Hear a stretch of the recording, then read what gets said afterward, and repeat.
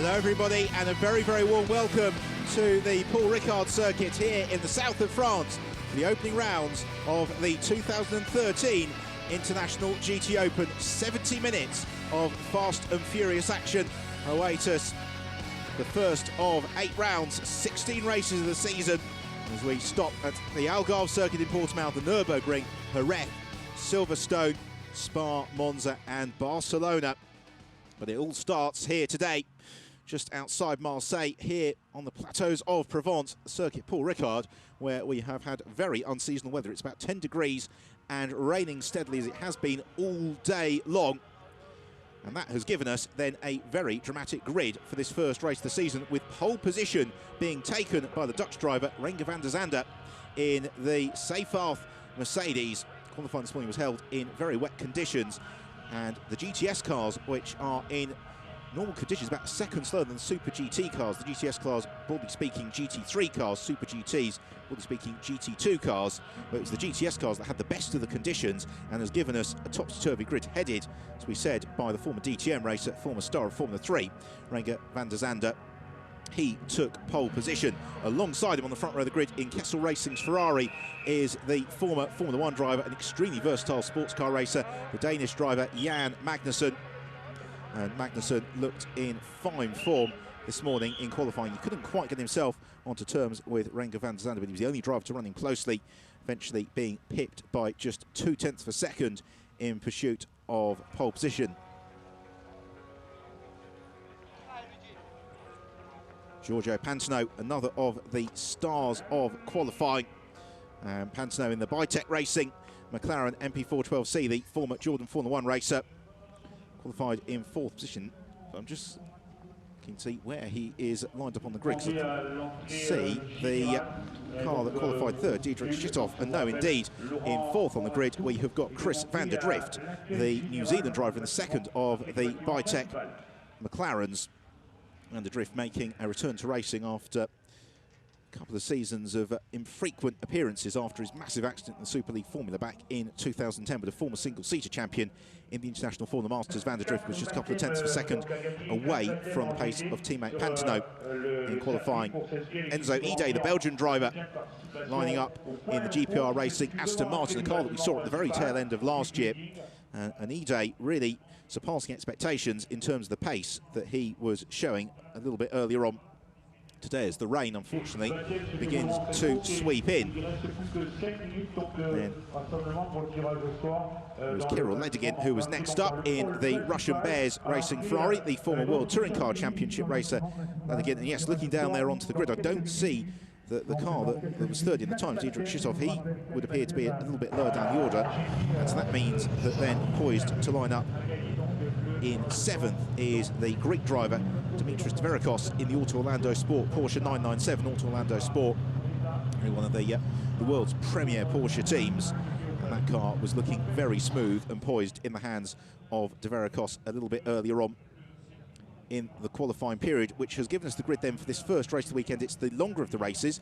It's a 70-minute race. There is a mandatory pit stop, and that must come between 28 and 42 minutes within the race. So essentially the middle segment of the race, when the teams must come in, they must have the driver change, and they'll be free to race through until the checker flag. It will of course be a rolling start as ever in the International GT Open, and the grid begins to clear now, as the cars will then set off on the formation lap around the Paul Ricard circuit. Wonderful to see so many different marks represented to the fore of the field, and we do have a very, very diverse grid for the first race of the year in the International GT Open. And this then is how they line up, with in pole position Renger van der Zande, alongside him Jan Magnussen, then Giorgio Pantano and Chris van der Drift. Row 3, Enzo Ide and Kirill Ledygin. The 4th row of the field, Dimitris Dverikos and Nikola DeMarco. Then Roman Mavlanov and Matteo Beretta. Team Ukraine's Andriy Krugluk heads up the inside row 6 alongside Jack Clark. Then Diederik Stithoff, the first of the Super GTs, on row 7. Row 8, Andrea Monterni. Watch him coming through the field as the race progresses. The same goes for Miguel Ramos, who lines up in 18th position. Archie Hamilton, a star of GTS last year, moves up to Super GT. He lines up in 19th. Alexander Taukanitsa and Wolf Nathan on the penultimate row of the grid, and then the pack completed by Duncan Cameron and Jackie Camp. 24 of them in all. They are off on this formation lap around the high-tech test track that is the Paul Ricard circuit, which has always been at the forefront of motorsport technology.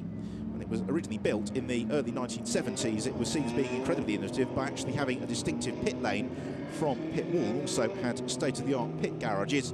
Well, that has continued with the current developments of the circuit. The pit boxes the teams use, absolutely luxurious with inbuilt offices. And you can see this very dynamic approach to runoff areas with the blue and red stripes to the edge of the circuit as we go in car with one of the Bi-Tech McLarens, and that is Giorgio Pantano lining up in third position. Pantano, who has had such a successful and diverse career, and really it's often felt it's a great shame he never really quite broke into Formula 1. Former GP2 champion back in 2008. He raced for Jordan in Formula 1 back in 2004, and in the last couple of years he has been trying to break into IndyCar racing. And Pantano, very relaxed mood all weekend. He's really looking forward to this. As you can see, the cars peering through the murk. Very emphatically a wet start to this race. They've got their headlights on. Maserati pace car leads them around. And then we will have 70 minutes of racing.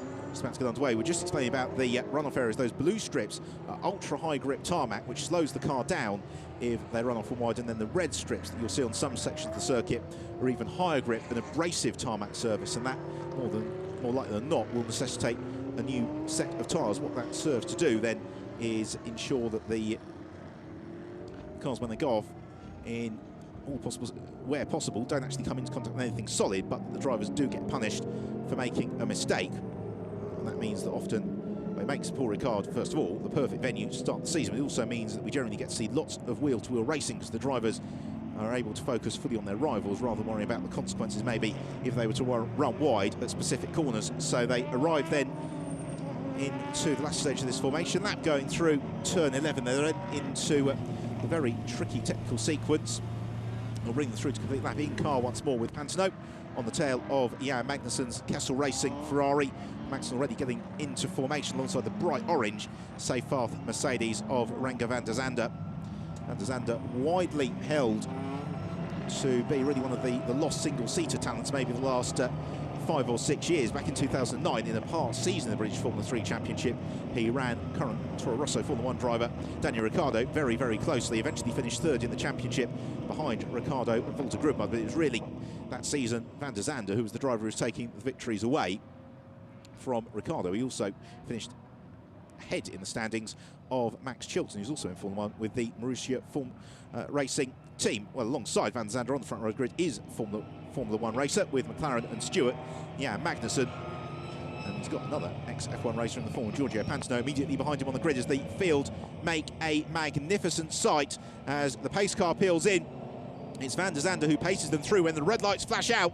The 2013 International GT Open season will be upon us as the field all form up as the lights go green, and away we go. Who's going to get the jump as they sprint towards the first turn? It's a little bit difficult to tell with all the headlights peeking through the murk. They're 4 wide as the Russian Bears Ferrari's made a superb start, and that is Kirill Ladigin who it is leading into the first turn. Then it's Jan Magnussen in second position, the 2 Bi-Tech Ferraris in third and fourth, and then Enzo Ide who's come up into fifth. Renger van der Zande has been shuffled all the way down to sixth, and it's Pantano who is the driver in third, so the foremost of those McLarens, and the McLaren of Pantano looking to the inside maybe of Jan Magnussen. Can he squeeze through? No, he can't, and that leaves him vulnerable then to challenge from his teammate Chris van der Drift around the outside line as they squeeze through turn 5, all looking very, very congested.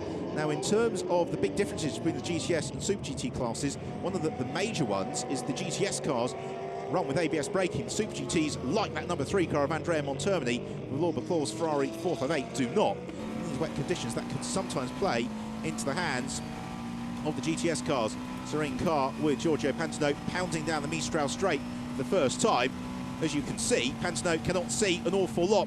He looks to duck out from behind the sprays. We see a challenge to lead the race, and it's Chris van der Drift who takes the lead away from Kirill Ladigin, but he runs very wide, rejoins still to the floor of the field. Jan Magnussen also trying to pick his way past that Russian Bears Racing Ferrari as they all safely, albeit with a couple of them running a little bit wide, work through that chicane that bisects the Mistral Straight. So it's van der Drift who leads. Does he still lead by the time they arrive into Corp C? No, because that is a superb move from Kirill Ladigin, who takes the lead of the race away from Chris van der Drift as this leading quartet, really, of Ladegan in the Ferrari. Then we've got the two McLarens of van der Drift and Panton, and then the Kessel Racing Ferrari of Jan Magnussen trying to break clear of Enzo Ide, who's next long in fifth in the yellow and white GPR Racing Aston Martin. So they are working towards the end of this first lap of the race, and then looking to recover from sixth position is the pole sitter Renke van der Zande in the Seyfarth Mercedes. Also, he's got Dimitris Tverakos in the Auto Orlando Sport Porsche right up onto his tail as well. So this leading group all very, very tight as they head into turn 13. They'll have the very, very tight right-hander, turn 14, that brings them out and on to complete the first lap of the race. Is running wide is Pantano, and that could be the opportunity for Jan Magnussen to try and squeeze through. It's not. In fact, Magnussen could be under attack here from the Belgian driver Enzo Ide. Ide, who was 14th in last year's GT1 World Championship. Has he been able to find his way through? We'll eventually see when they emerge from the Merc. Not quite, because Magnussen very, very late on the brakes of the Kessel Racing Ferrari, but Ide holds his nerve and elbows his way through. So up into fourth goes Enzo Ide, down to fifth. Yeah, Magnussen is at the front of the field. Kirill Ladegan and Chris van der Drift engaged in a titanic scrap here. Well, the Russian Bears Ferrari of Kirill Ladegan has been looking good all weekend, but I think it's probably coming as a surprise to most people in the paddock to see Ladegan going this strongly in the early stages of the race. Ladegan, who was 11th in last year's FIA GT3 European Championship. And the year before that, he was champion of Russian national motorsport in the Lada Granta Cup, and that came on the heels of a somewhat curtailed campaign in the World Touring Car Championship. We go back in car with Giorgio Pantano in third position. The ball of spray you can see just up ahead of you is the fight for the lead of the race. Pantano trying to peek his way through the Merc, hits the braking zone as we go side by side for the lead, and Ladegan maybe a little bit later on the brakes than van der Drift, who's asking all the right questions. Enzo Ide moves up into third position, looking to fight back immediately as Giorgio Pantano goes side by side with Ide as they almost make contact coming off the Mistral straight. It's also side by side between the two race leaders as they sprint towards the Corbe du Sine, but it is Ladegan who's just got his nose in front of van der Drift.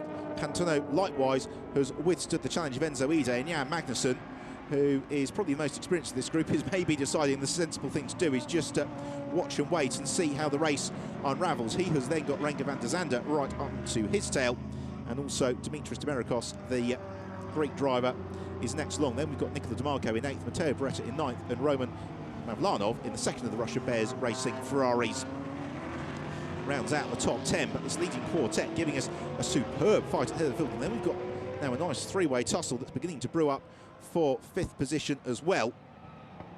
The two Bitech McLarens asking all the right questions, but at the moment they're sandwiched by the Ferrari and the Aston Martin. Enzo Ide in particular is looking particularly feisty as they head around turn 14 and on to complete the second lap. What's already been an exhilarating start to the race, and indeed the season of the International GT Open, as the water streams off the race leaders, and it is getting progressively wetter here at Paul Ricard. Pantano has to just cover the inside line, disabuse Enzo Ide of any ideas that he had about maybe gaining a place, but moving up into sixth position on the brakes in turn 1, Dimitris Tverakos, the Greek driver. This has been a very strong start to the race for Dimitris Tverakos, who's previously raced with success in the International GT Open, as diving through and taking third position is Enzo Ide into turn 3. Lovely move on Giorgio Pantano. Pantano looks to fight back as we go in car with him. It's all going on around him, because we've also got Jan Magnussen who's trying to dive to the inside, as we saw from the last outboard shot. And is Magnussen there? I think he could well be, because Pantano is drifting to the outside line. We drop back instead to the fight that's ongoing for sixth position. Let's take a look once more at that move from Enzo Ide to the inside of Giorgio Pantano. Pantano immediately looking for the switchback, crawling around all over the tail of Enzo Ide. Nothing Pantano could quite do at that moment, as Chris van der Drift is still trying to get to terms with Kirill Ladegan, but it's Ide who is by far the fastest driver of this leading group. As a bit lower down the order, got one car that went flying off very wide into the chicane. There's Matteo Beretta. He's coming under a little bit of pressure from Jack Clark in the Ombre Racing Ferrari. Still leading, lights to blaze Ladegan. Do we have a change for second? Chris van der Drift comes under pressure from Enzo Ide into the Corbe du Sine. no way through there, and as a result it means that Ide in turn has got some questions asked of him by Giorgio Pantano. Jan Magnussen has decided that looks like fun and he wants to join in the party. Then we've got the fight ongoing for 6th between Dimitris Tverakos and Renger van der Zande.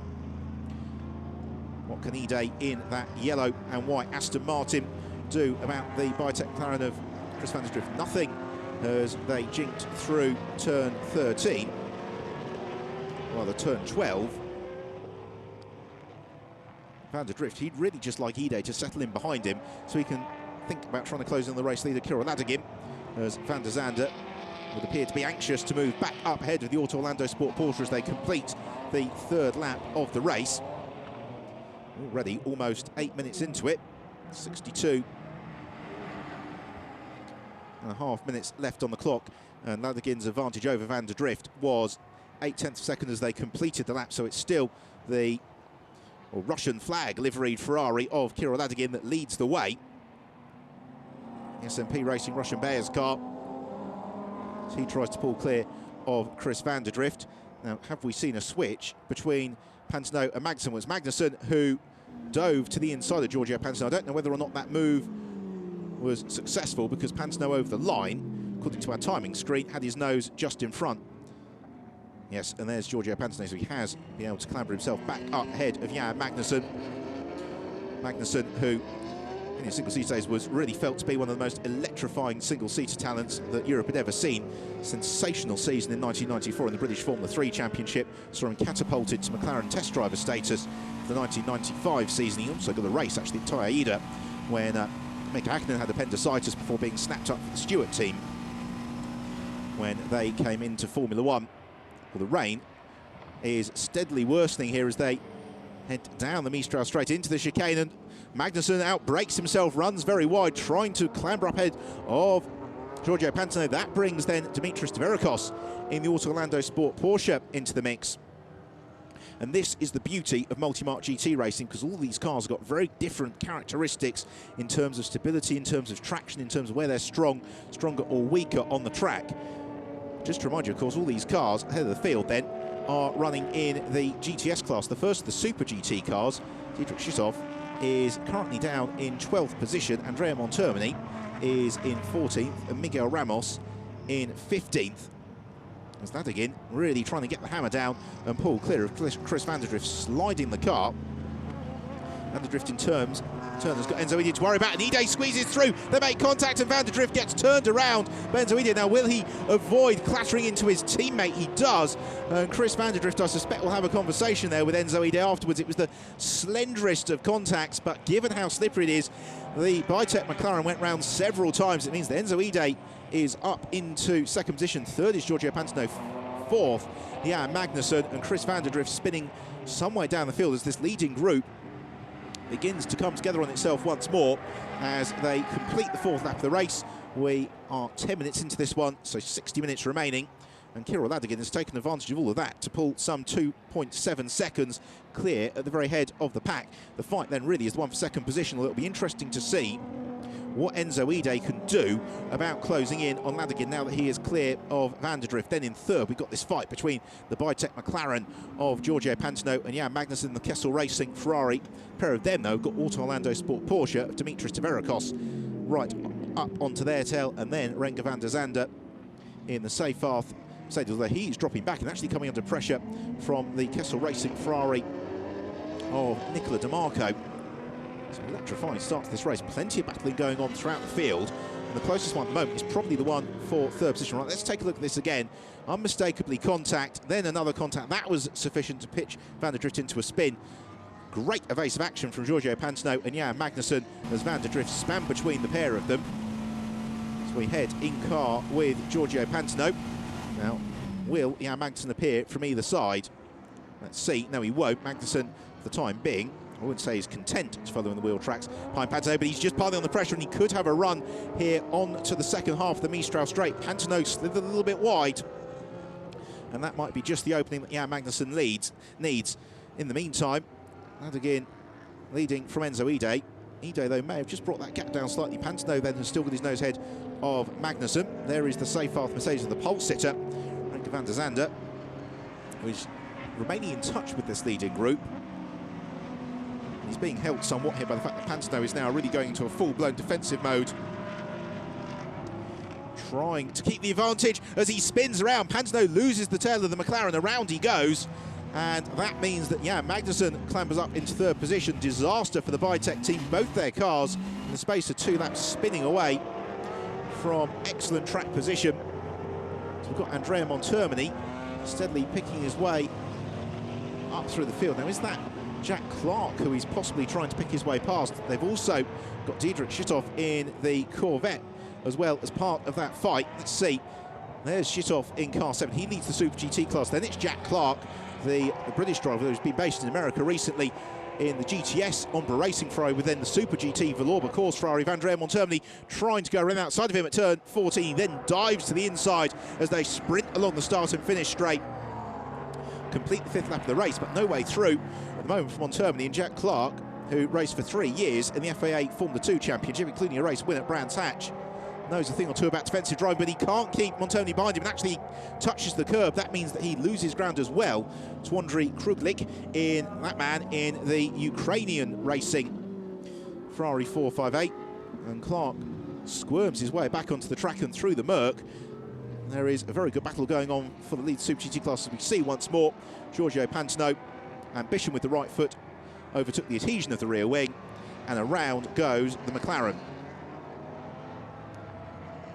Pantano, though, recovered to cross the line in 9th position. Chris van der Drift, by the way, has come through, so he is showing us 24th in our timing screen, but he's utterly out of contention, which is a great shame as the weather ever worsens. And Ladigan in the lead. The race has been caught here by Enzo Ide in the GPR Racing Aston Martin.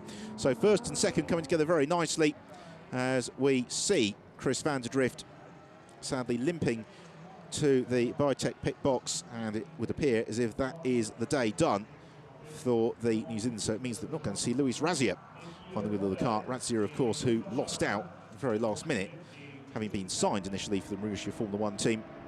Lost out then to Max Chilton when sponsors let him down. We won't get the opportunity to see Razia behind the wheel today.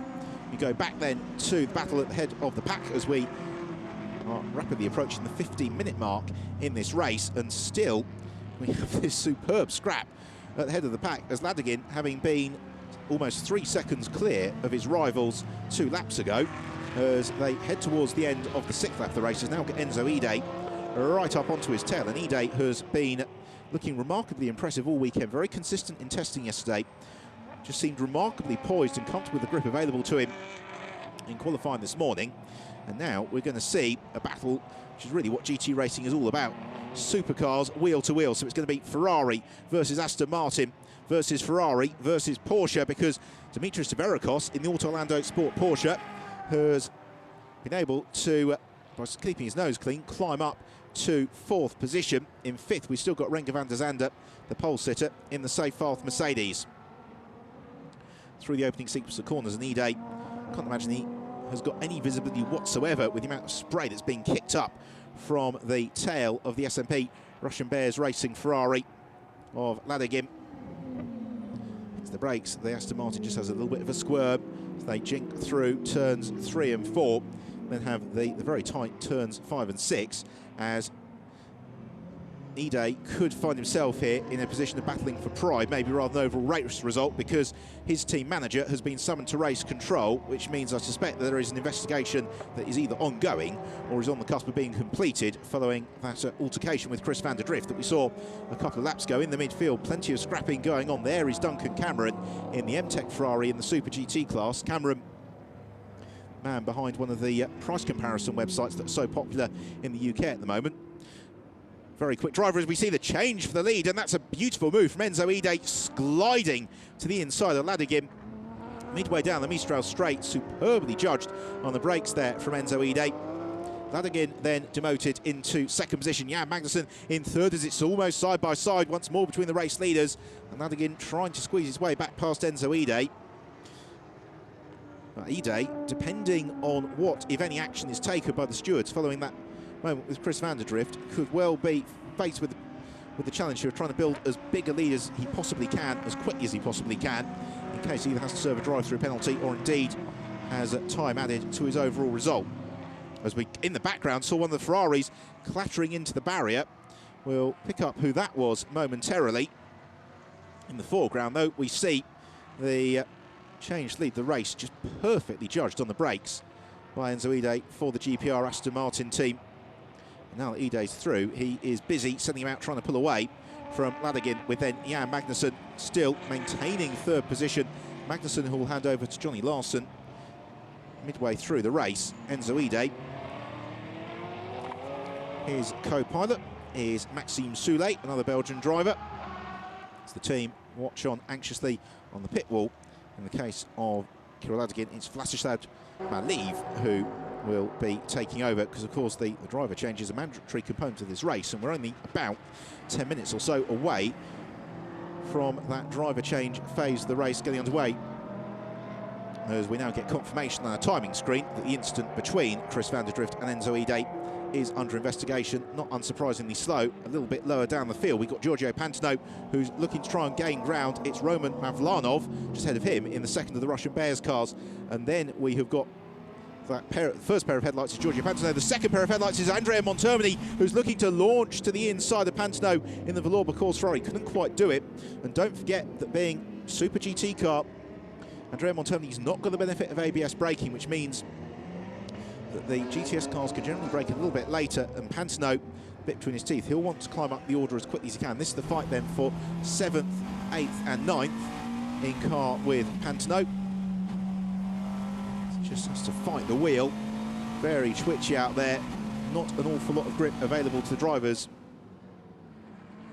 Well, now that Ladigan has been demoted by Ide, he has now got Jan Magnussen up onto his tail. We've still got the battle between De Vericos and Van der Zande.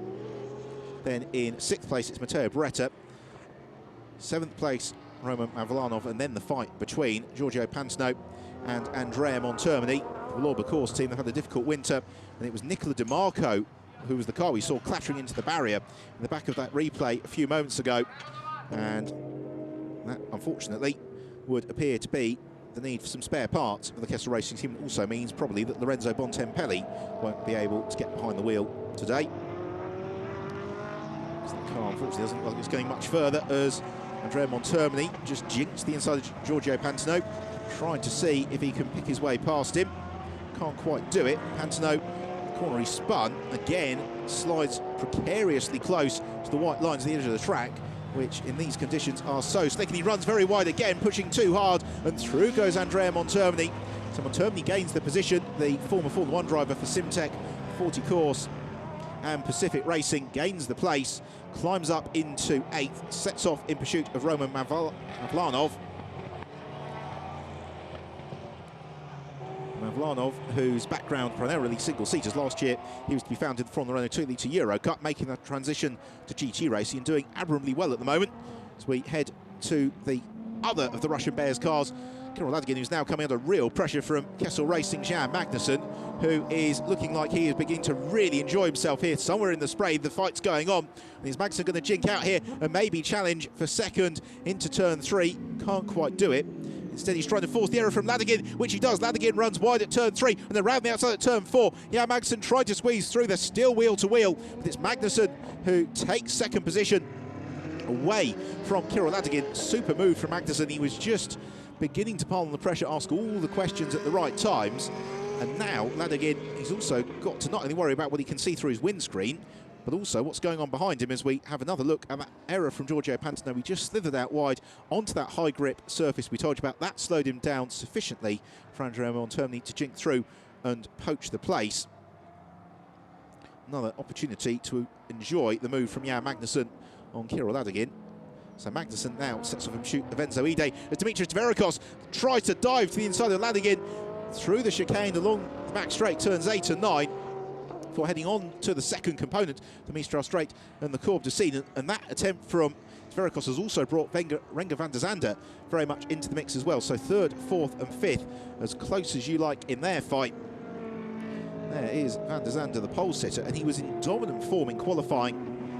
A little bit of a surprise maybe as to why he's not quite got the pace in the race, as De Vericos takes a big bite of curb on the way in to turn 11. Might push him out a little bit wide, in fact it doesn't. And again, slithers very close to the white lines. Van der Zande almost runs over them. These drivers all running at the absolute limit of adhesion. Again, Tverokos flirting with danger, really taking swooping wide racing lines around this track. But he's clearly working because he's right onto the tail of Ladegin, who's having to drive very defensively here as they arrive into turn 13, the penultimate corner on the lap, for the very tight squirt of 14 that brings them through. And this will be to complete lap 9 of the race. Already over 20 minutes into it. Don't forget, everything will turn on its head when we go through the pit stop sequence and the changes of driver. Enzo Ide, though, leads the way in the GPR Aston Martin. His advantage over Magnussen, 3.1 seconds. And he was actually quicker than Magnussen last time around. Then in third place, Kirill Ladegin in the SMP Russian Bears. Ferrari here, who's got Auto Orlando Sports, Dimitris Tverokos, 57. Porsche right on his tail, and then in fifth, and actually slipping back a little bit on that last lap due to a mistake through the final sector. Renger van der Zande, as we see, maybe the challenge for third position, arriving into turn 3 instead. It's Tverokos, who maybe overcommits himself on the brakes, but the Porsche, always known for having superb traction and just inherent mechanical grip, is able to recover from that very, very rapidly and immediately get back onto terms with the Ferrari. The Ferrari is also, drivers will tell you, has got a good degree of balance and stability to it. But the Porsche, if you're really driving it on the limit, maybe just offers a little bit more in terms of comfort in tricky conditions. Giorgio Pantano still in 9th position, and frustrated behind Roman Mavlanov. Up into 6th, unseen by us, has come Andrea Montermini. So Montermini, who leads the Super GT class, has climbed up into 6th position in the Villorba course. Ferrari 4th of 8, and Montermini will hand over to the incredibly rapid Luca Filippi midway through the race. So Montermini, he's 15 seconds off the lead, but watch for that number 3 Ferrari coming up through the order. So there's the race leader, Enzo Ide. And can you see the Ferrari? Yes, at the very, very back of your shot there is Andrea Montermini, the leader of the Super GT class, who could quite quickly be in a position to fight for a podium place as Ladegin and Tverokos maybe begin to slow each other down. Tverokos, though, not as close on this occasion to Ladegin as he was last time, but Ladegin then doesn't make friends with the apex through turn 11. Again, just slides the rear of that Ferrari as he squirts the throttle, accelerating on towards turn 12. Through the spray, Tverokos, but he runs wide, he catches the white line, runs out wide over the blue paint, and that enables Renger van der Zande back through. So van der Zande is once more up into 4th position. Tverokos guilty of possibly pushing just a little bit too hard. Van der Zande didn't need a second invitation, so through he went. The note on our timing screen tells us the incident between Enzo Ide, the race leader, and Chris van der Drift, one of our 2 retirements, will be investigated at the end of the race. So Enzo Ide doesn't need to worry now about anything in the way of a drive-through penalty on track, so he can just get his head down and try and build his advantage over Jan Magnussen, Kirill Ladegin, and then Dimitris Tverokos, who dives once more back to the inside of Renger van der Zande.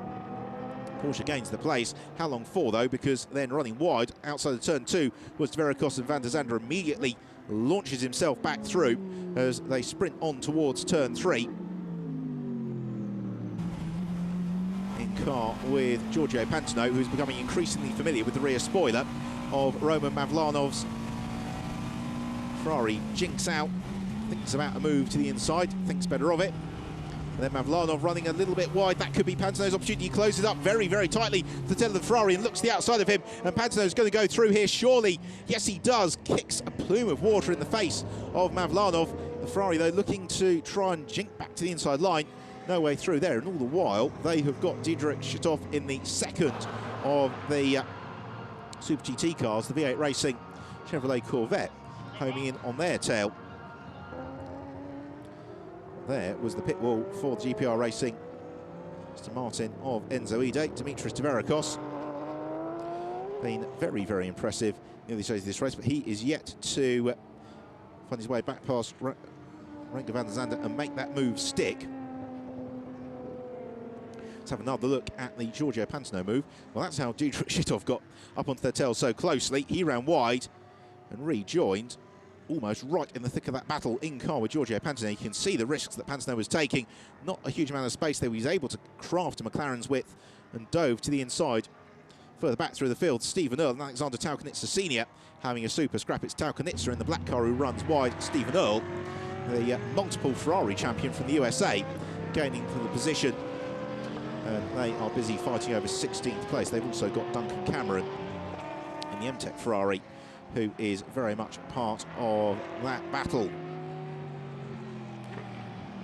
So on lap 11 of the race, it is Enzo Ide who leads the way. Second place is Jan Magnussen. Third place, Kirill Ladigan. Fourth place is this man, Renger van der Zande, who is right up onto the tail of Ladigan once more. And Kirill Ladigan, he's been in the thick of the action throughout, but he maintains third in the race overall. He maintains third in the GTS class to boot, because it is GTS cars that currently lock out the top 5 places. But let's see what sort of progress Andrea Montermini is making. We're not seeing much of him on camera, but Montermini in car number 3, the Valour Course Ferrari, is very much going to be the driver to watch, because at present he is circulating 2 seconds quicker than the cars ahead of him. He's the fastest car in the race, and he is only 5 seconds back from this fight for third position. We've got the team manager of car number 7, Dietrich Schütthoff, who has been summoned to race control. And I suspect that would be because Schütthoff was able to gain a huge amount of time on the Mavlanov and Pantano battle, as Ladigan has a little bit of a slide there in the Russian Bears.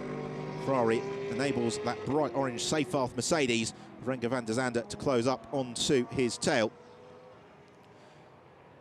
Well, those Corvettes, they sound like mobile earthquakes. They're very hard to stop. Dietrich Schütthoff is having all sorts of adventures. He rejoins immediately ahead of the Ombre Racing Ferrari of Jack Clark. Well, we have got under 42 minutes of the race remaining, which means we're 28 minutes into the race, which means in turn that the driver change window is open. So all the cars are going to have to come into the pits in the next 14 minutes or so to make their driver change. And this is when it starts to get very interesting and the race really begins to turn its head. Well, in terms of the relative pace between the driver pairings, we're going to have to go on prior experience here, because with the bad weather that we've actually had here at Paul Ricard today, the second qualifying session of the weekend, which normally takes place on the Saturday morning to give the grid for Sunday's race, didn't happen today. And so this is the first time then that Michele Rugolo is going to get a chance to get behind the wheel of his AF Course Ferrari today. That's the first of the driver changes. Claudio Zamvitz out of the car, and Michele Rugolo pops in as Van der Zande asking all sorts of questions of Kirill Ladigan. This is good news for Jan Magnussen. Well, Enzo Ide, the race leader, he hands over to Maxime Soulé, and Soulé is a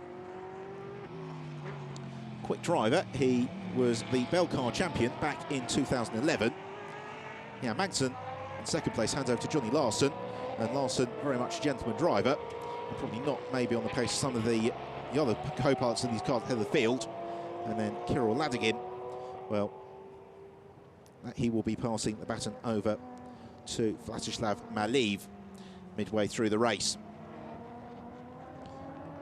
As Renger van der Zande comes under pressure once more from Dimitris Tverikos, and Tverikos has been looking really very, very feisty. So none of that leading group taking the opportunity to make their driver change early in this pit window. And why would you? Because the battling on track is so entertaining at the moment. Van der Zande, by the way, it's Miguel Toril, the Spanish driver, who takes over from him.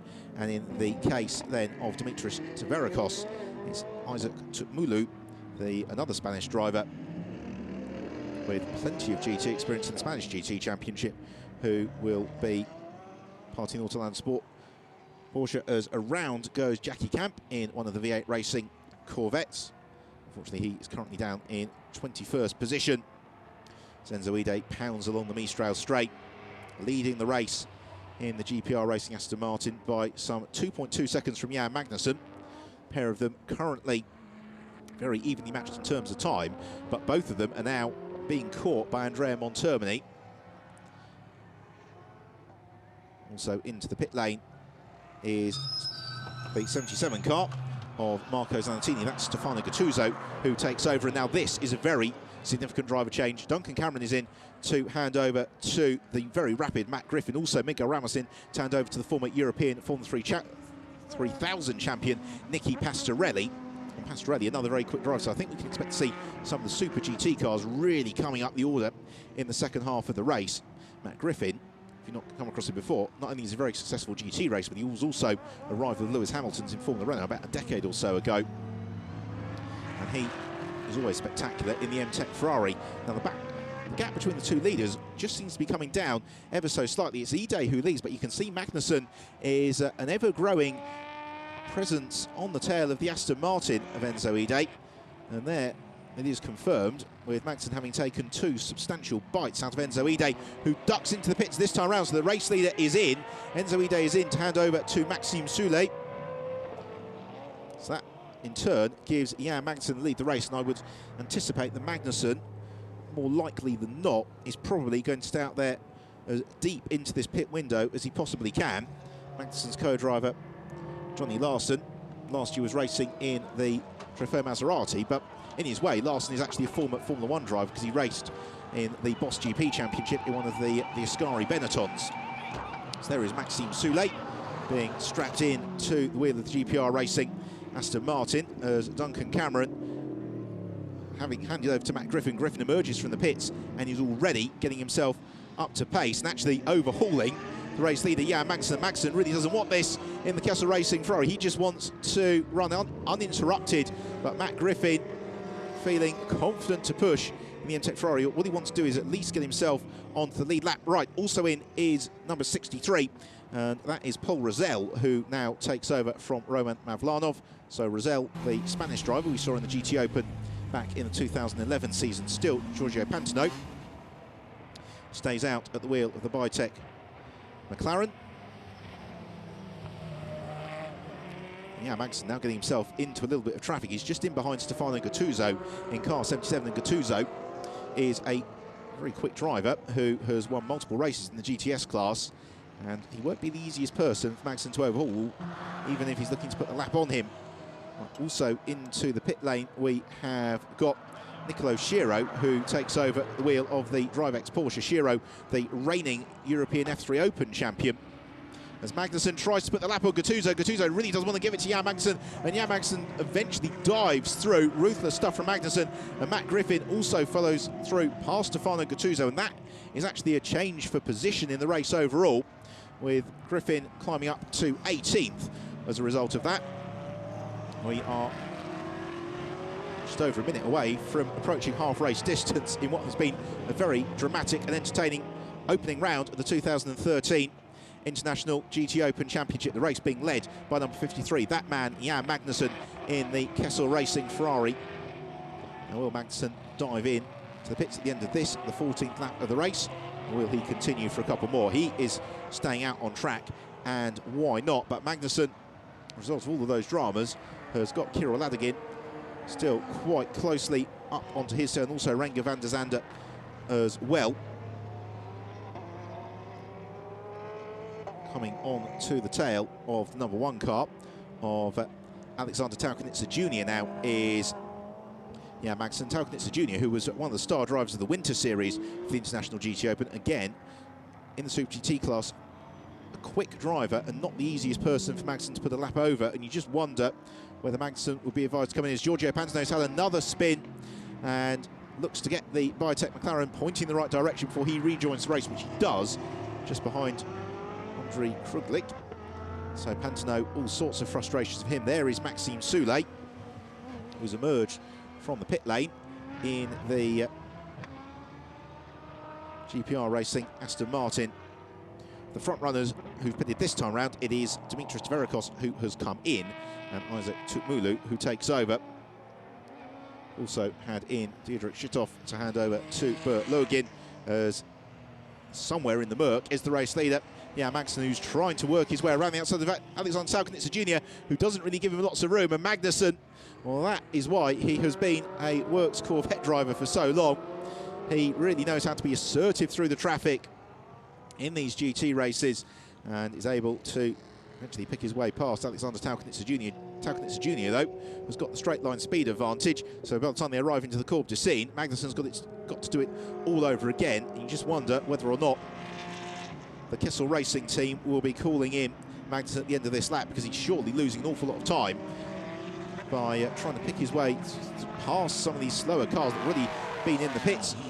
And heading out of the pit lane is the Bitech McLaren in the hands of Rafael Suzuki, who, despite the surname, is actually Brazilian, although he has done most of his racing in Japan, predominantly in Formula 3. So Magnussen eventually able to haul himself past Alexander Taukanitzer Jr. Well, Tao Knitzer Jr. looked to fight back on this occasion. And what Tao Knitzer Jr. is also going to be mindful of here is he has got Matt Griffin looming very large in his tail, and Griffin is fighting Tao Knitzer Jr. for race position. So 15 laps about to be completed. And do we see the Kessel Racing Ferrari diving to the pit lane? No, we don't. But Kirill Ladygin, it would appear as if he is heading towards the pit lane on this occasion. See whether or not that proves to be the case.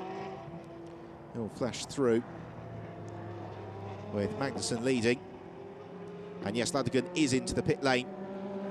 So no surprise there. Kirill Ladygin pits in. Also in is Renger van der Zande as well in the Seyfarth Racing Mercedes. So that shuffles up into second position Andrea Montermini in car number 3 in the Villorba course Ferrari 458 in the Super GT class. Leading the Super GT class, he will hand over to Luca Filippi as Jan Magnussen tries to put the lap on 52 car. It's Freddie Kramer who's now taken over from Stephen Earl, and the pair of them are teammates for Kessel Racing.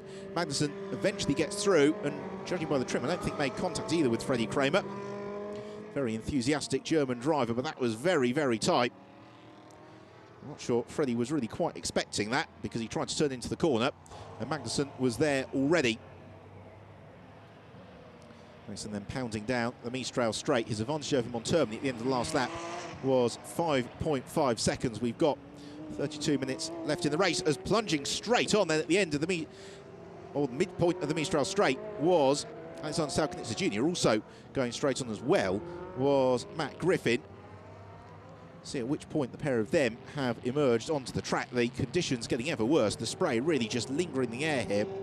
It's been pretty much 100% humidity all day, even when it's not been raining. We've had very, very heavy fog and the like, so the visibility for the drivers getting very difficult. A couple of the cars as well heading down along the pit lane past me, all steamed up too from the heat and energy inside the cockpit. So far from ideal conditions for the drivers to be starting their 2013 season. Into the pit lane now comes Jackie Camp in number 12, the V8 Racing Chevrolet Corvette. He hands over to Danny Werkman, who picks his way into the cockpit. The question is now whether Jan Magnussen will come in at the end of this lap or whether he will squeeze out one more lap to the very, very back end of the driver change window here, because they must have completed their pit stops. 28 minutes left in the race, and yes, into the pit lane now comes Jan Magnussen to hand over to Johnny Larson. So Larson, a gentleman driver, but a quick driver too, with all of that Formula 1 experience in the Euroboss Championship. There is Larson, poised in position. Kessel Racing team getting to work. New set of boots for Larson as well, so out hops Magnussen. In climbs Larson. Also in is Andrea Montermini, and that is to hand over to Luca Filippi. Luca Filippi, former runner-up in the GP2 Championship back in 2011. Also has claimed victories in the Auto GP Championship as well. Even last year, when he only did a couple of rounds in GP2, he managed to craft victory. And the smart money at lunchtime today was on a Filippi Montermini victory. Well, Andrea Montermini has done everything that he needed to do to bring that car up along the order, and that pretty much completes all the pit stops. So we'll see at the end of this lap that all the cars are currently on, really, how the order has emerged, and then we need to start looking at the timing screen, looking to see who it is who is making rapid progress on up through the pack.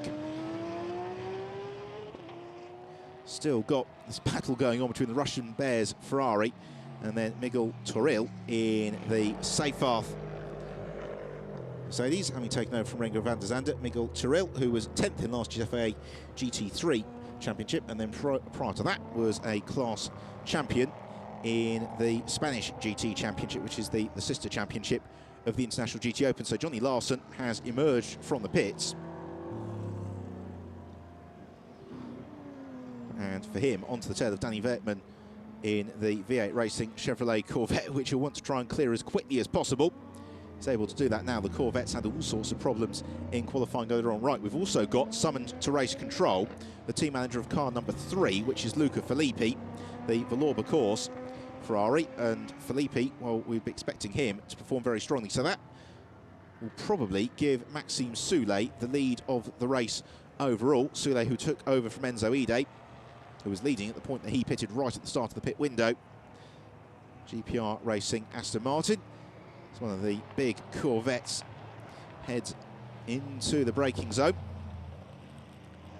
Out the field, plenty of scraps going on. That's Michael Lyons, car 55, who launches the inside of Stefano Constantini.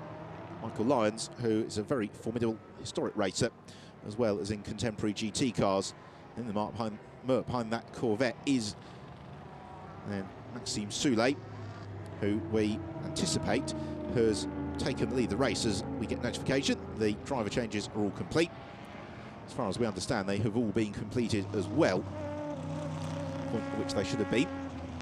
It's Rick Atbrecht who is just ahead of them in the Corvette, slewing all over the place. And now Maxime Soulet is able to squeeze through. We also see the change of position as Miguel Toril, who's moved up ahead of Vladislav Maliv. So Toril gains the position, which I think should give him second place effectively. And just behind Maliv is Isaac Tutmulu in the Auto Orlando Sport Porsche. Tutmulu showing very strongly. We saw him at the very tail end of last season in the International GT Open at Barcelona, and he's going to make his way past Maliv. Vladislav Maliv, he squeezes him, but Tutmulu was able to pick his way past Maliv, who again has raced with considerable success in Ladas in Russia. He was second in the 2011 Lada Cup before moving into the FIA GT3 European Championship last year, but now he's been passed by Toril and Tutmulu. You just wonder whether or not he's going to be fairly rapidly dropped here. Coming through to complete their 17th lap of the race, and it is Maxime Soulet who leads the race. Second place essentially is Johnny Larson. Third place then is Miguel Toril. Fourth, Isaac Tutmulu. So this is the fight for third and fourth position, as Wolf Nathan has come into the pits to hand over to Rick Atbrecht. Might be a discussion about that, because that driver change is happening essentially after the conclusion of the driver change window. It's Johnny Larson who is being passed by Luca Filippi. No, rather, Luca Filippi is picking his way past Michael Lyons in the fight for 7th and 8th position. And again, you just wonder whether or not Lyons, with the ABS braking and the all-round greater stability afforded to the GTS Ferrari, might be able to give Luca Filippi a run for his money here. And Lyons launching a dive to the inside. Luca Filippi can't squeeze through. Lyons, who's, as we briefly mentioned, his background is sort of a joint career really in contemporary and historic cars. He won the or dominated the Tasman Revival Series for Formula 5000 cars back in New Zealand a couple of years ago. But he's also raced with considerable success in the British GT Championship, and he's dovetailing commitments in the International GT Open this year with the odd appearance in the British GT Championship, amongst other things. So there is Johnny Larson, and homing in on his tail, where is Miguel Toril? And the answer is there he is. So what sort of pace is Toril doing in terms of Johnny Larson? We'll find out at the end of this lap, because this is Larson's first flying lap after his pit stop. It's quite possible that Larson has got a reasonably comfortable advantage here, particularly if Toril then gets caught up in a scrap with Isaac Tutmulu. And all the while, we should not discount the pace of Luca Filippi once he gets up to speed. So we've got just under 25 minutes left on the clock. There's plenty of opportunity for things to really chop and change. And let's not forget, of course, that Luca Filippi's team manager has been summoned to race control, so it's quite possible that we may see some sort of addendum to the race time for Luca Filippi as well. For the moment, though, this is the best battle for the upper positions in the race between Miguel Toril in the safe path Mercedes, then Isaac Tutmulu in the Auto Orlando Sport Porsche. It's Toril who's still got his nose clear. Now, what sort of time has he done in comparison to Johnny Larson? Right, the answer is that Toril was 2 seconds quicker than Larson last time round. There's Larson turning in to the first corner, and Toril is 6 seconds back. So another 3 laps, and Toril and Tutmulu will be on to terms with Miguel Toril. Luca Filippi, his first flying lap was a 2 minutes 31, so not as quick as the Toril and Tutmulu freight train. They are the fastest cars, or not quite the fastest cars in the race at the moment, because Maxime Soulet, all the while, is building a gigantic advantage, and Soulet in the GPR Racing Aston Martin. He's some 4 seconds quicker than everybody else. It means that number 13, Souley, leads the race by almost half a minute. But then for second place, all bets are off, particularly if Tyrrell and Tutmulu continue to squabble over third like this, rather than sending him out closing in on Johnny Larson, which you'd rather suspect is probably the first point of business they need to do. So here is the race leader, Maxime Souley, really trying. As you can see, lovely super slow motion shot of the Aston Martin moving on the surface. So the of course, Ferrari flying as well. It's the 54 car in the hands of Michele Rugolo.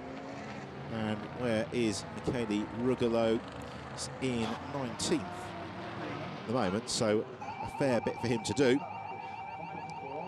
Drizzle still sweeping down as Tutmulu looks to make the move on Miguel Toril midway down the Mistral straight, and through he goes. Isaac Tutmulu takes third position away from Miguel Toril.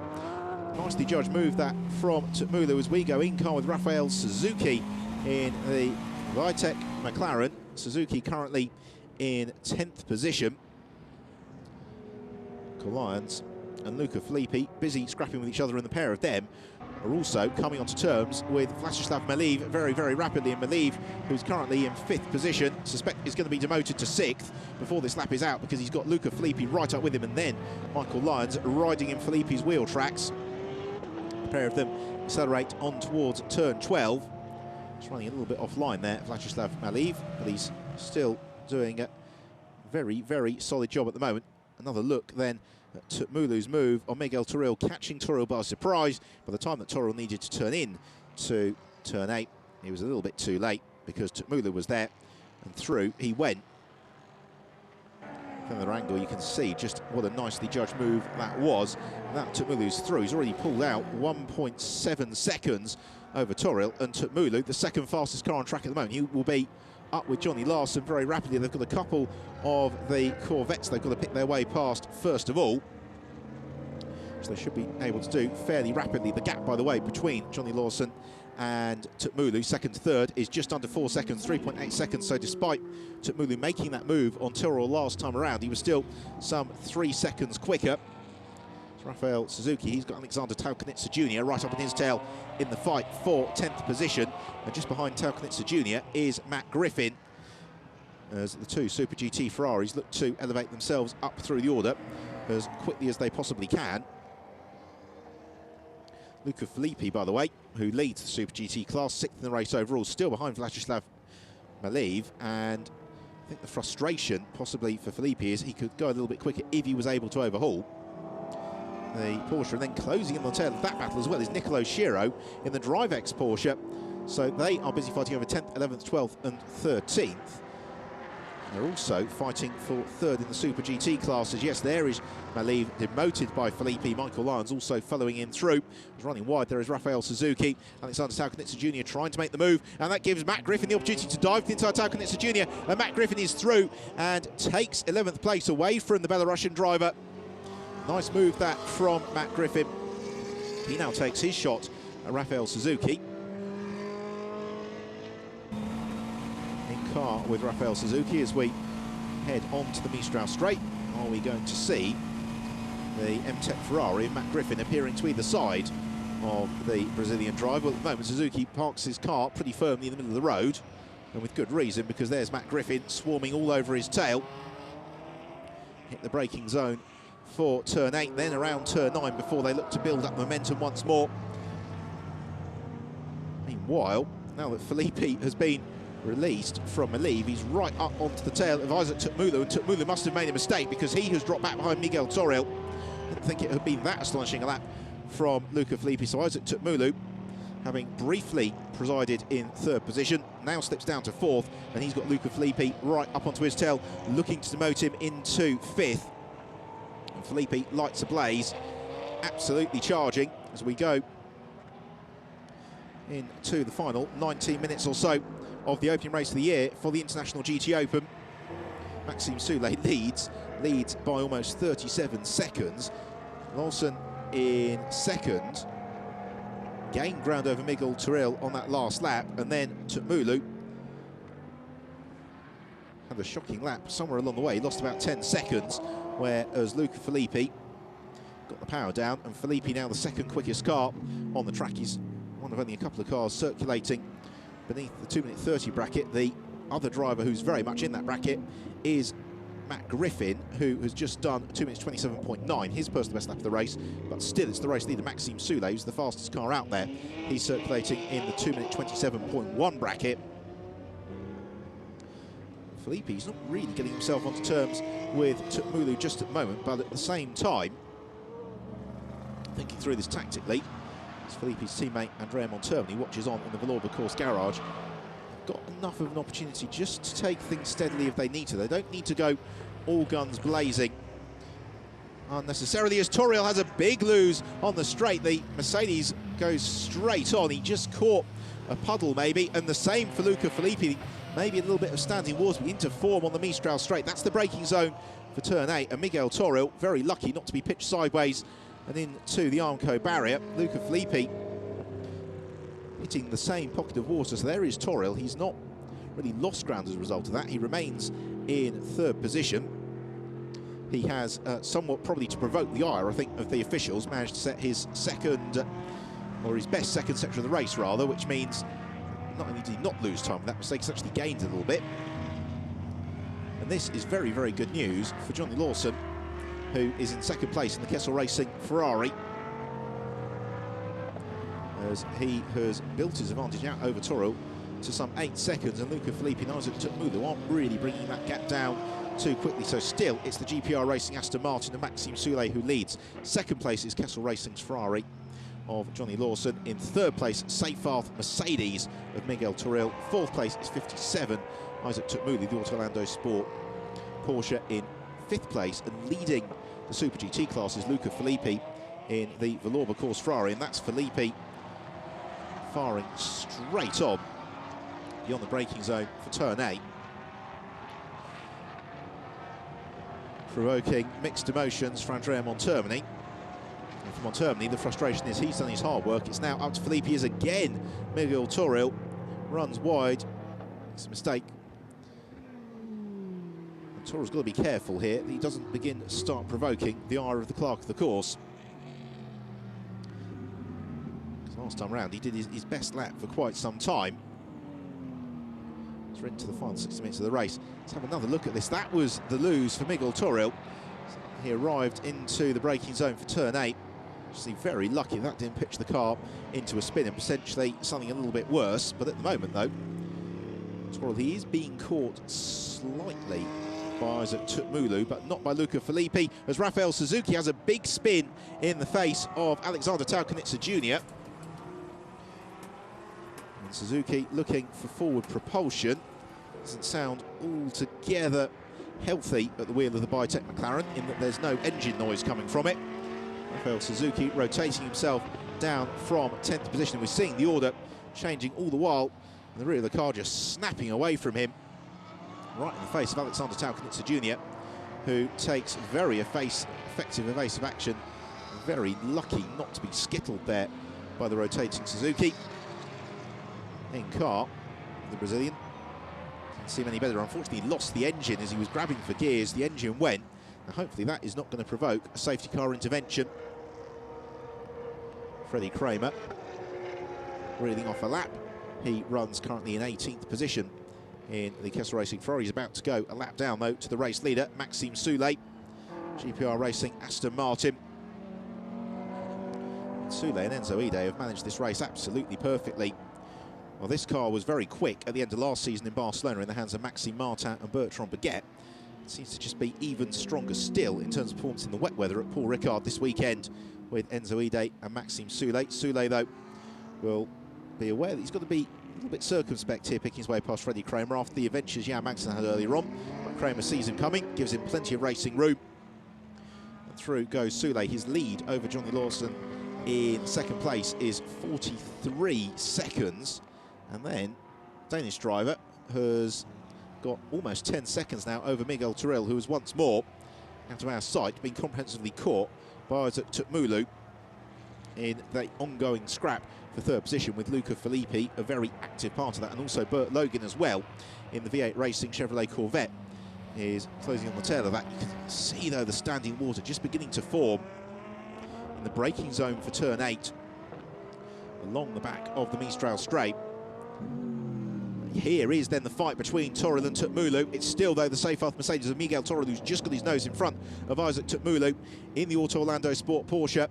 The pair of them tiptoeing their way through turn 5, and Tutmulu trying to look to squeeze his way through any which way he possibly can, and maybe dives to the inside of Toril now. Luca Filippi not too far back either in the Valour course Ferrari, just holding a watching brief for the time being. As around goes Miguel Toril. Toril loses it. The rear of the car breaks traction, and spinning out of third place goes the Spaniard. Great shame there for Miguel Toril, as he looks to execute a somewhat awkward three-point turn in the safe path Mercedes. He's done the first part of it. Didn't really see the start of that instant. By the time he came through the spray, the car was already sideways, veering on backwards. And this is what the race leader, Maxime Soulé, has got to be very acutely aware of, is that as we get puddles beginning to form on the circuit, the racing line that worked on the previous occasion might not work this time around, and in this very wet weather, drivers will take what is known as the wet line, which is generally to the edge of the track. It's where all the rubber and grit has been laid down over the course of the weekend. There's generally more grip there as Vladislav Maliv, another driver to lose control as he was trying to get back onto terms. Michael Lyons, and also going around as well and very nearly skittling the Russian Bears Ferrari was Stefano Costantini in the Ombra Racing Ferrari.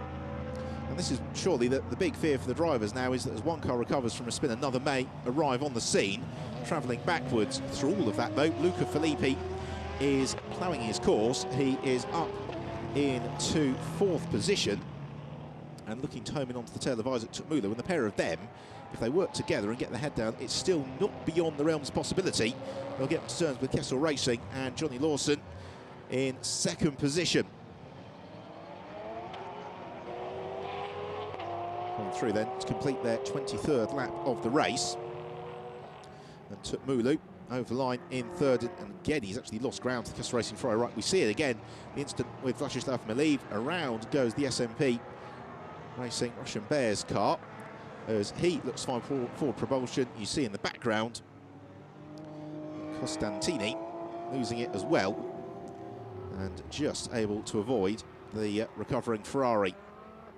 So it's still GTS cars that look out the top 3 positions in the race overall. We've got another car that's gone around. That is one of the V8 Racing Chevrolet Corvettes. In the Super GT class, it's Luca Filippi, Valour course Ferrari, who leads. 2nd place is Bert Lugin on the V8 Racing Corvettes, and 3rd place is Matt Griffin in the MTech Ferrari. There is the 2nd place car of Johnny Larson, and again running a little bit wide. The spinner was Danny Werkman. Hopefully he will be able to get that car recovered on its way, because we have still got over 10 minutes left on this race clock in very difficult conditions. Nicolo Schiro, another driver who has had a spin. Schiro, who went so well here at Paul Ricard last summer in the European F3 Open. He's very disappointed with that. That was really the meeting where Schiro got his title charge underway here at Paul Ricard. Soulé, though, for the moment, not putting a wheel wrong. He's into the final 10 minutes of the race. He is about to complete lap 24, and he leads by the best part of 1/3 of a lap over the remainder of the field. So I have to say, barring a mechanical disaster or barring some driver error, this is looking very, very good for the GPR team and Maxime Soulé and Enzo Ide. Soulé's backed his pace off just a little bit to a 2:31 last time round. He doesn't need to push any more than that with the size advantage that he's got. Instead, his biggest focus will be firstly on the conditions, secondly on the traffic around him. That means that the fastest driver on the track at the moment is Matt Griffin at the wheel of the MTech Ferrari, which qualified on the very back row of the grid, and Griffin has raced that up into 10th position. Isaac Tutmulu's Auto Orlando Sport team watching on the pit wall. Soulé will just be wishing for the checker flag to come out as soon as it possibly can. He's probably got time for something like 3 or 4 more laps in this race, so plenty more work for the Belgian driver to do as the spray just lingers over the Mistral Straight. And into the pit lane then comes Isaac Tutmulu. So Tutmulu, who was running right up the order, he's evidently radioed in with an issue, and he comes to a halt in the pits. Now, what could the problem be for Tutmulu? The door opens, the Auto Orlando Sport team lean in for a consultation. Unfortunately, any hope of a podium, which would have been very richly deserved for Dimitris Tavérikos and Isaac Tutmulu, has rather gone away from them. That means that up into third position has come Luca Filippi. What it also means is that Luca Filippi, for the first time in the race, has not got traffic immediately ahead of him. He's actually having to race for position. He is 10.9 seconds back from Johnny Lawson in second place in the Kessel Racing Ferrari. But he was 2 seconds exactly quicker than Lawson last time around. So that could just swing in favour of Luca Filippi. Wait and see. On Filippi's tail is Bert Logan in the V8 Racing Chevrolet Corvette, and it's just possible that Logan as well could overhaul Lawson between now and the checkered flag if the Danish driver was to make an error or get held up in a scrap with Luca Filippi. So there's still plenty of possibility for the podium places to change, particularly the pursuit of car 53, the Kessel Racing Ferrari, by this man number 3, Luca Filippi, and Filippi is being chased down. There is Bert Logan in the V8 Racing Chevrolet Corvette. Now, I'd imagine that the instruction over the team radio for both Luca Filippi and Bert Logan is the pair of you get your head down for the time being, see if you can get onto terms with the Kessel Racing Ferrari that's up the road ahead of you, because on this lap already Luca Filippi is the best part of 2.5 seconds quicker than Johnny Lawson just through the first 2 sectors, and Bert Logan posting not dissimilar split times as well, but Logan very nearly loses it as he's just a little bit too enthusiastic with the right foot, jinking his way through this tight infield section. That was the exit of turn 12, arrives into the long left-hander at turn 13, and then the tight squirt of turn 14 on to complete the lap. Will the Corvette successfully head around it? Yes, it does. 6.5 minutes on the clock, 25 laps completed by the race leaders, and that from Luca Filippi was more what we were expecting.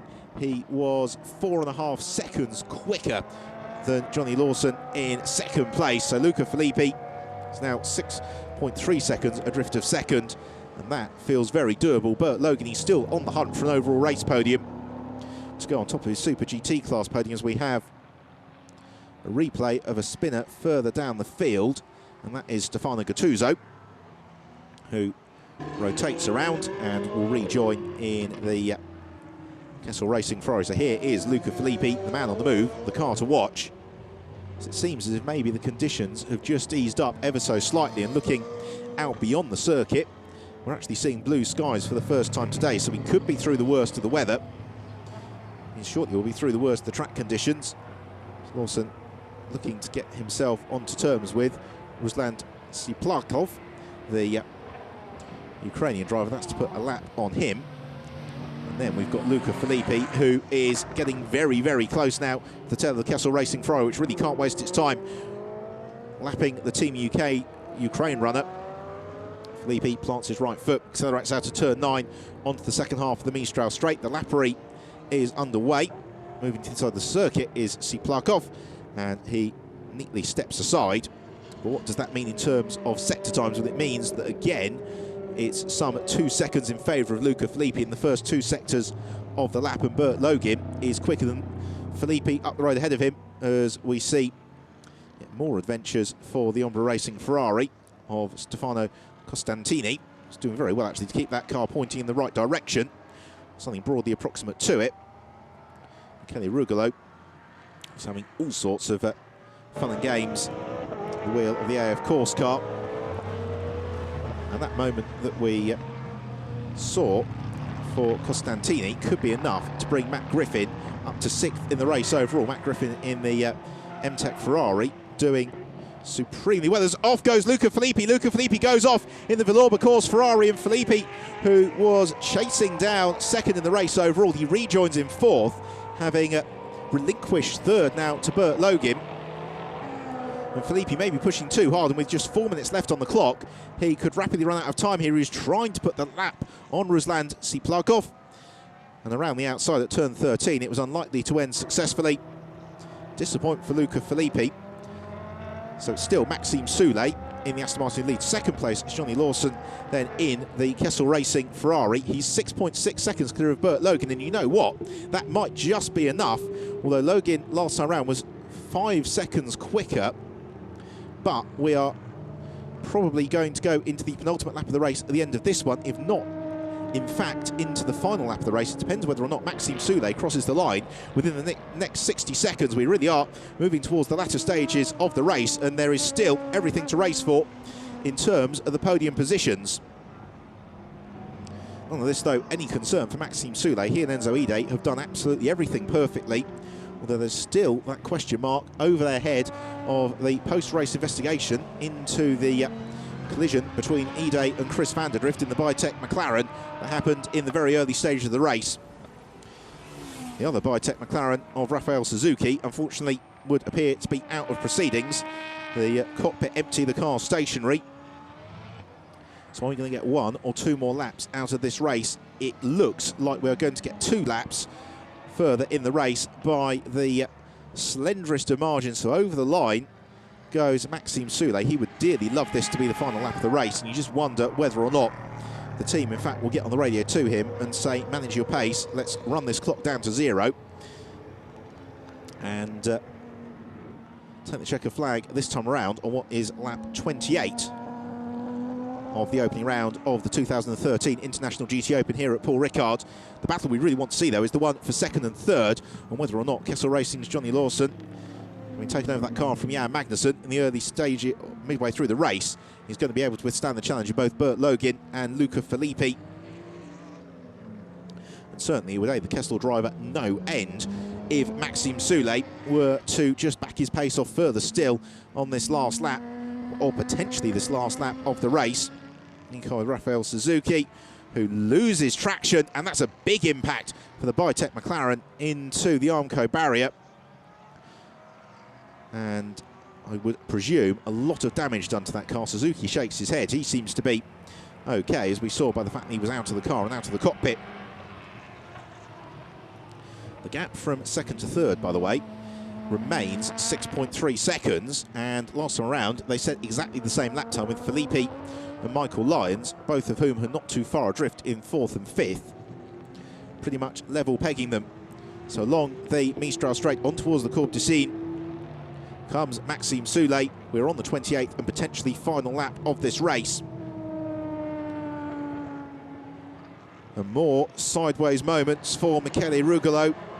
There, of course, Ferrari again breaking traction, and we've seen so many spins in this race in these very difficult conditions.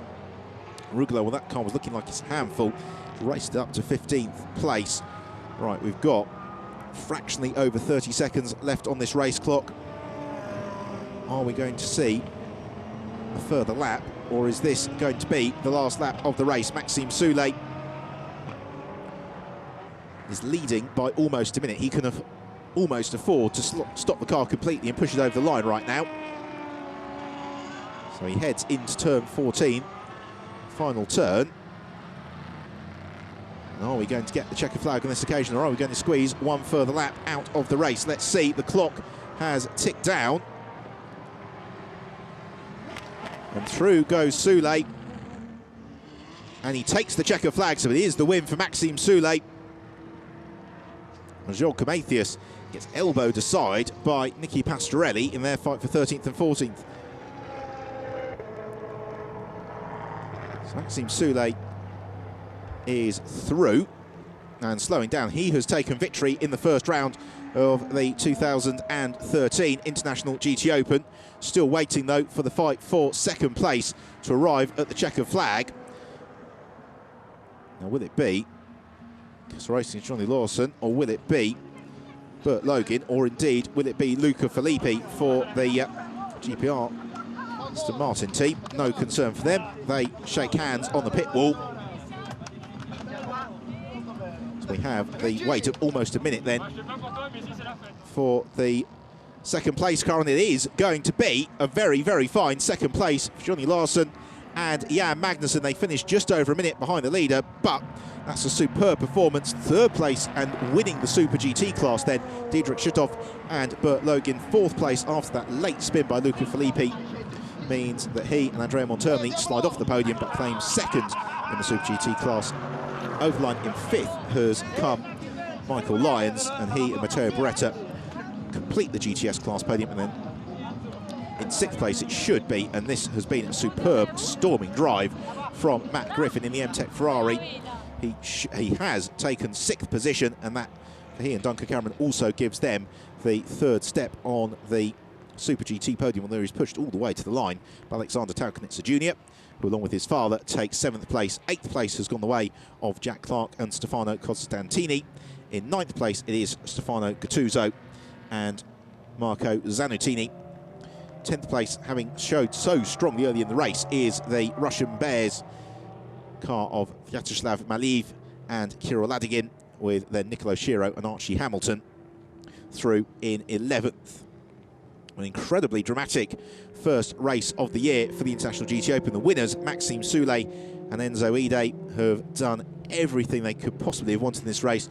Enzo Ide in the early stages held his nerve, picked his way through the scraps at the right moment. He gave the car with a good advantage to Maxime Soulé, and Soulé thereafter has just perfectly controlled. It's very rare in this championship to see a win of over a minute. So there are the results with the win for Soulé and Ide. 2nd place for Larson and Magnussen. 3rd place and winning Super GT for Diedrich Schischhoff and Bert Login. Andrea Montermini and Luca Filippi in 4th, and 2nd in Super GT. 5th, Matteo Beretta and Michael Lyons completing the GTS podium, and the same for 6th for the Super GTs for Duncan Cameron and Matt Griffin. And it's the Taukanitsas in 7th, Constantini and Clark 8th, Marco Zanutini and Stefano Gattuso in 10th, Vyacheslav Maliv and Kirill Ladigin completing the top 10. Ahead of Archie Hamilton, Nicolo Shiro, then Miguel Turil and Rengers van der Zande in the Seyfarth Mercedes that qualified on pole, eventually finish in 12th position. Well, despite all the dramas, it's a race that's actually been very low on retirees, with 20 cars making it to the checkered flag. We lost Isaac Tutmulu after he and Dimitris Tverakos put in the super drive in the Auto Orlando Sport Porsche, and then Rafael Suzuki, that big accident in the Bitech McLaren late in the race. Unfortunately, it's not been a good day for Bitech, because despite the pace, Chris van der Drift was an early retirement, as was Nicola Di Marco after he reverse parked the Kessel Racing Ferrari into an Armco barrier. Alexander Taukanitsa Jr. very impressively setting the fastest lap of the race. So down towards Parc Ferme heads the race winning Aston Martin of Maxime Soulé and Enzo Ide, but of course they have got it all to do again tomorrow, and we very much hope that you'll join us, because tomorrow is the shorter race of the weekend. It is the 50-minute race that we will be looking forward to, and as we alluded to during the course of the race, due to the inclement weather that we've had here earlier in the day, unlike most race weekend events, they'll actually be doing the qualification for that race tomorrow morning, so the drivers really cannot afford to rest overnight and enjoy some of the fine restaurants and hospitality to be found in and around the Paul Ricard circuit. So out of the car hops Maxime Soulé, double thumbs up for him. Yeah, Magnussen and Johnny Larson then I think will celebrate 2nd place vigorously. Magnussen riding in on the Kessel Racing Ferrari. Huge hug for his co-driver. Likewise, Maxime Soulé getting the congratulations of his team. It's one of the nice things about the International GT Open is we have such a friendly paddock, and all the teams will make their way over to the GPR squad over the course of the evening to shake hands with the team and congratulate them for their job done. For me, really one of the drivers of the day is Johnny Larson. He has gone superbly when he also wins the Gentleman's Trophy class as well, which has been introduced to the International GT Open this year for drivers of a certain vintage who have not previously won an international championship, and he claimed the victory in that from Alexander Taukanitsa Senior and Marco Zanutini, who was the 3rd of the gentleman drivers. Ronnie Kessel there congratulating his driver. Ronnie, who is the principal of the Kessel Racing team, an effervescent character in the paddock, will be absolutely overjoyed with that. It's Maxime Soulé and Enzo Ide pose for the camera as we take the opportunity to enjoy some super slow motion shots of the cars out on track. And whilst obviously the wet weather is the very, very last thing the drivers want to have in terms of conditions, for us it's been wonderful to see these big GT cars really moving on the track, the drivers having to work very, very hard.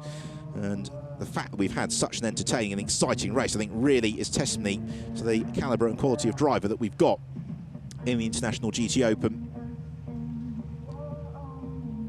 I have to say that probably those big Corvettes have been more than a handful for their pilots over the course of the past 70 minutes. Handshakes all round in Parc Fermé. The drivers then will head up to the rostrum for the first of 16 times this year, because after the visit to Paul Ricard this weekend, we then are in Portimao in a fortnight's time, followed by the Nürburgring, Jerez, Silverstone, Spa, Monza, and then we finish the season in Barcelona in early November.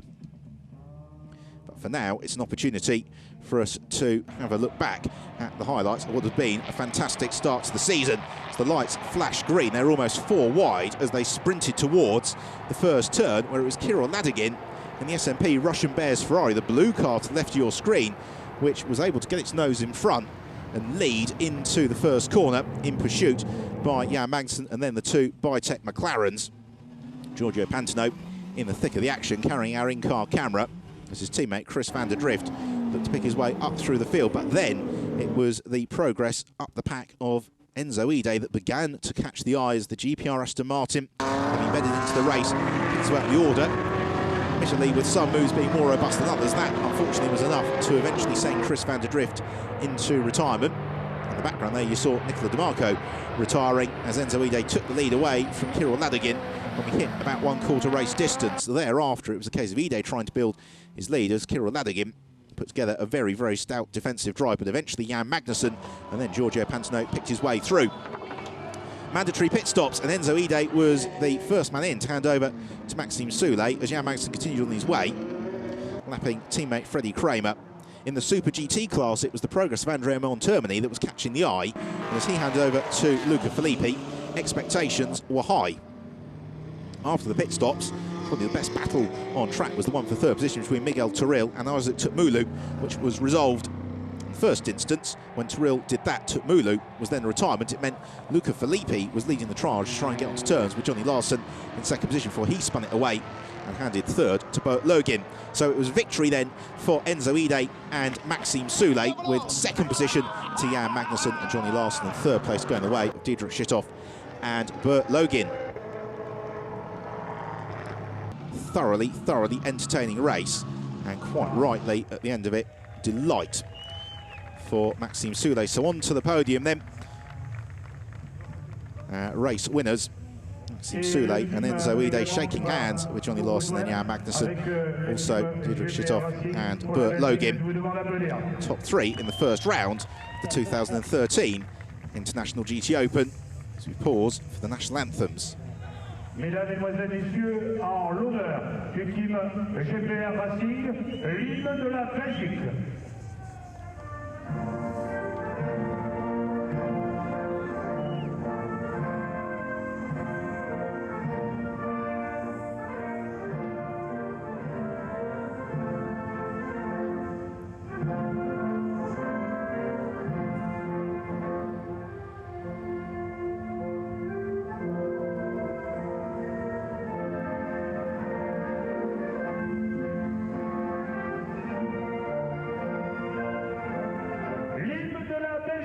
Les prix vont être remis par Monsieur Michael Buchler, c'est le manager de Lot Motorsport Europe, et également Monsieur Stéphane Claire, directeur du circuit Paul Ricard.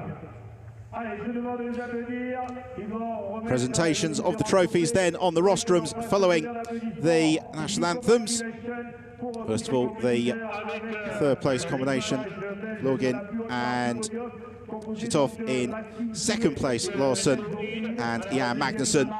And then our race winners, Enzo Ide and Maxime Soulé, and also the GPR Racing Aston Martin team. They will win the team's trophy for the opening rounds of the 2013 International GT Open. Drivers celebrate with the trophies up on the rostrum. And now that the hard work from today is done, they've got to do it all over again tomorrow. But in the meantime, they can have a little bit of fun with the champagne on the podium, although most of them make good their escape. Unfortunately, the team manager, from GPR Racing can't do so. He is the driver who gets doused with the bubbly. Take the opportunity to enjoy some wonderful slow motion replays, first of all, of the V8 Racing Chevrolet Corvette, which went supremely well. The Kessel Racing Ferrari maybe a little bit better suited to the conditions in terms of the balance afforded to it, but even so, a very strong performance from Larson and Magnussen. And then the Aston Martin that utterly dominated took the victory by over 60 seconds for Maxime Soulet and Enzo Ide.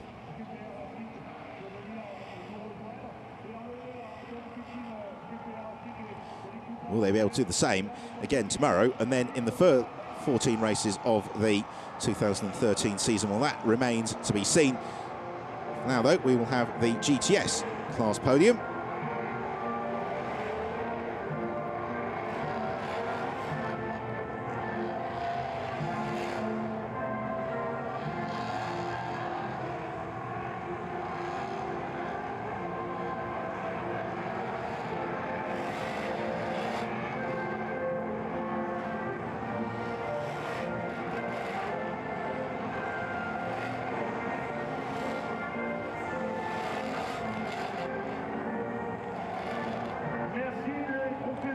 Well, the podium for the GTS class pretty much as was for the race overall, except in third place, Michael Lyons and Matteo Beretta put together a very strong performance in the AF Corse Ferrari, and they are quite rightly rewarded with their trophies. They also managed to finish in 5th position in the race overall.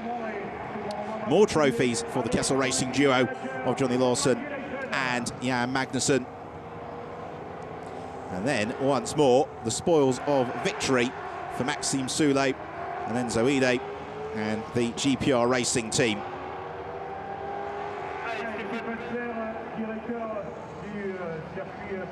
Also, more bubbly available to the drivers. So that is just about it for the first round of the 2013 International GT Open here at Paul Ricard. Join us tomorrow for race 2 of the year. We really hope that you've enjoyed what's been a thrilling start to the year. So from myself, Ben Evans, here at Paul Ricard, we'll say goodbye and until next time.